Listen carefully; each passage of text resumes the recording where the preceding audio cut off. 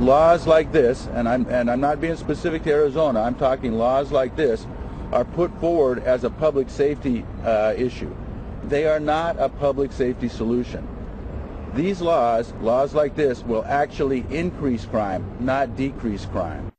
All right, that's one take from a police chief. Arizona Republican Trent Franks is on both the House Armed Services Committee and the Judiciary Committee. Congressman, good to have you with us today. Always good to be with you. I want to ask you your thoughts on that police chief. They sort of arranged to have a number of police chiefs come and talk to Eric Holder, and he says that this law will impede his ability to do his job. Well, you know, that bewilders me. According to the governor's office in Arizona, about 1,000 illegal immigrants cross the Arizona border every day, and 87% of them have some type of criminal record.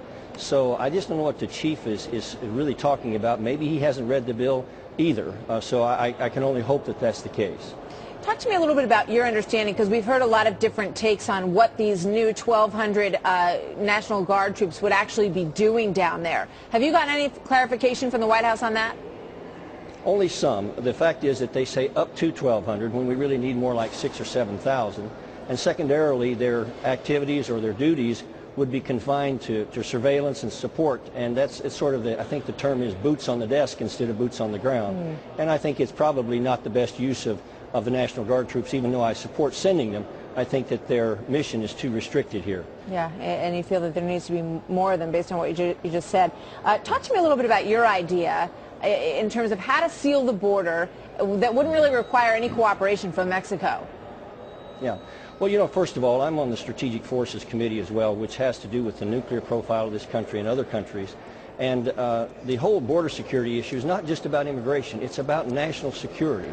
At some point, we may face a situation if Iran or someone like that gains a nuclear weapons capability, that terrorists will have these types of weapons, and they could always bring them in over the border, maybe hiding them in a bale of marijuana or something like that. So the reality is this is a much bigger issue, and it is important that we secure the borders, because if we do that, not only do we serve national security, but we also keep a lot of the criminal element out of the state of Arizona, and the immigration issues have a way of ameliorating over time if the border is secure.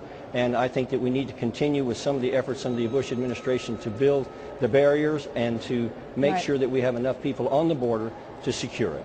What do you think about President Obama's response so far to the situation that you all are enduring in Arizona right now?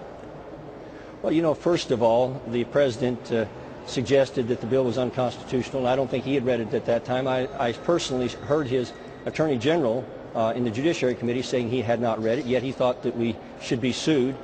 So the governor of Arizona has started a defense fund, and who can blame her? Here you have, first of all, she's being ignored by the federal government, and now the federal government wants to sue her before they've read the bill. So you kind of understand her circumstance, and so we've been extremely disappointed in the Obama administration, and I believe that his effort to send troops to the border is really a political cover to sort of blunt the criticism that he's facing, considering this whole issue, and that Arizona's law probably catalyzed all of that.